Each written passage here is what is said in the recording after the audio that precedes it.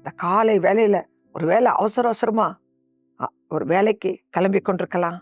உங்களுடைய மற்ற காரியங்களை பார்க்க உங்களுடைய சூழ்நிலையில சில சோதனை பிரச்சனைகள் பாடுகள் வழியா ஒருவேளை செல்வதனால அதுல என்ன ஆகுமோ ஏதாகுமோ என்ற பயத்தோடு இருக்கீங்களே, பயப்படாதீங்க. அப்படியே அர்ஜென்டா போகாம தேவ பிரசனத்துக்கு வாங்கல, அறிக்கை செய்யுங்க. உங்க பாரங்களை, உங்க சோதனைகளை, நீங்க சந்திக்க போகிற பிரச்சனைகளை இன்னைக்கு கர்த்தரிடத்துல சொல்லிடுங்க. உங்களுக்கு தான் இன்னைக்கு தேவனுடைய வார்த்தை என்ன தெரியுமா? மத்தேயு 6வது அதிகாரம் 13வது வசனம், எங்களை சோதனைக்கு உட்பட பண்ணாமல் தீமையின்றே எங்களை ரட்சித்துக் கொள்ளும்.